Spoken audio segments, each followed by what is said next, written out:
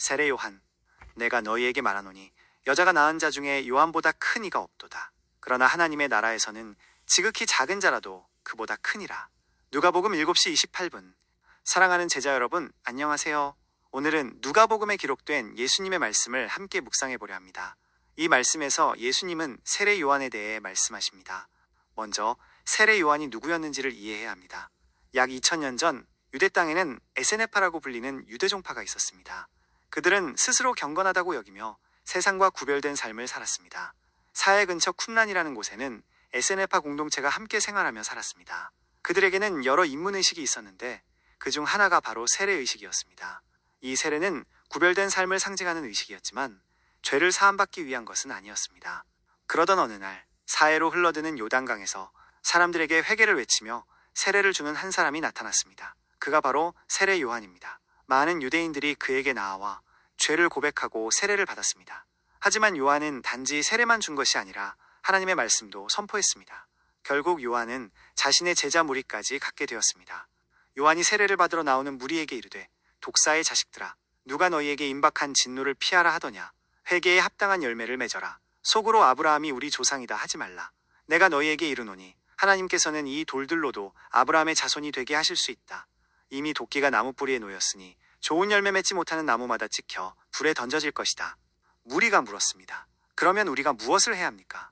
요한이 대답했습니다. 옷 두 벌 있는 자는 없는 자와 나누고 먹을 것이 있는 자도 그렇게 하라. 세리들도 세례를 받으러 와서 물었습니다. 선생님, 우리는 무엇을 해야 합니까? 요한이 말했습니다. 정한 세금 이상은 거두지 말라. 군인들도 물었습니다. 우리는 어떻게 해야 합니까? 요한이 대답했습니다. 아무에게도 강탈하거나 거짓 고발하지 말고 너희 봉급으로 만족하라.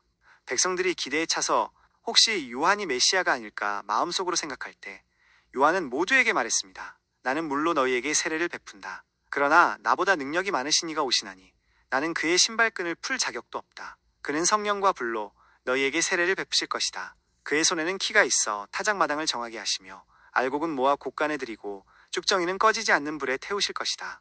누가복음 3-7-17. 이 말씀을 읽어보면 요한이 어떤 사람인지 이해가 될 것입니다. 그의 메시지는 강력했습니다. 사람들은 그를 선생님이라고도 불렀습니다. 그렇습니다. 세례 요한은 단순히 세례만 주는 자가 아니라 하나님의 말씀을 가르치는 자였습니다. 그런 요한에게 예수님도 세례를 받으셨습니다. 모든 백성이 세례를 받을 때 예수께서도 세례를 받으시고 기도하실 때에 하늘이 열리고 누가복음 3시 21분. 세례를 받으셨다는 것은 예수님께서도 요한의 말씀을 들으셨다는 의미일 수 있습니다. 공생애를 시작하시기 전에 예수님은 요한에게 나아가 세례를 받으신 것입니다. 여기서 매우 특이한 점이 있습니다. 유대 전통에서는 죄사함을 받기 위해 양이나 소 같은 제물을 바쳐야 했습니다. 하지만 요한에게 나아간 사람들은 제사를 드리지 않았습니다. 이는 매우 혁명적인 전환이었습니다. 지금은 우리가 너무 당연하게 여길 수 있지만 그 당시에는 큰 충격이었습니다. 헤롯 왕조차 요한을 쉽게 체포하지 못했습니다. 민중의 반발이 두려웠기 때문입니다. 그러나 요한이 체포되자 예수님의 공생애가 시작되었습니다. 물론 요한의 제자들 중 일부는 예수님을 따랐을 것입니다. 그리고 바로 그 시기 예수님은 광야로 홀로 나아가셨습니다. 여기까지가 요한의 맥락입니다. 그런 인물, 세례 요한에 대해 예수님은 여자가 낳은 자 중에 요한보다 큰 이가 없다고 말씀하셨습니다. 이는 매우 깊은 뜻이 담긴 말씀입니다. 세상 모든 사람이 여자의 몸에서 태어나지 않았습니까? 아브라함, 모세, 여호수아, 사무엘, 다윗, 엘리야, 예레미야, 이름만 들어도 놀라운 위인들이죠? 그렇다면 질문해 보십시오. 모세와 세례 요한 중에 누가 더 큰가요? 당연히 모세가 더 크게 보이죠. 그도 그럴 것이 모세는 율법을 가져온 인물이니까요. 그러나 만일 요한이 모세보다 크다면 그는 대체 어떤 인물이었을까요? 간단히 말하면 요한은 세례를 가져온 사람입니다. 그렇다면 세례가 율법보다 더 위대한 것일까요? 이것이 중요한 질문입니다. 율법은 죄를 생각나게 하는 것이지만 세례는 죄를 고백하고 물로 씻는 행위입니다. 이 의미에서 세례는 율법보다 더 위대한 것이라 할 수 있습니다. 여기까지는 이해하기 어렵지 않습니다. 하지만 진짜 어려운 말씀은 바로 그 다음입니다. 하나님의 나라에서는 지극히 작은 자라도 그보다 크니라. 이는 정말 파격적이고 충격적인 말씀입니다. 핵심은 바로 하나님의 나라입니다. 여러분, 하나님의 나라는 어디입니까? 어떤 장소인가요? 혹시 여러분이 다니는 교회인가요? 그렇다면 로마 가톨릭 교회가 하나님의 나라일까요? 여러분의 교회가 하나님의 나라라면 그 안에 지극히 작은 자가 요한보다 더 큰 자일까요?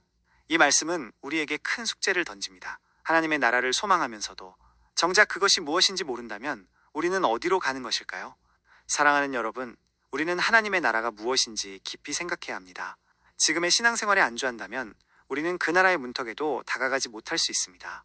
앞으로 계속해서 하나님의 나라에 대해 더 말씀드리겠습니다. 세례 요한에 대해서도 더 깊이 다룰 것입니다. 예수님의 영성을 회복해 가기 위해서는 우리는 많은 말씀들을 되새기고 이해를 넓혀야 합니다. 오늘은 여기까지입니다. 늘 평안하시길 바랍니다. 감사합니다.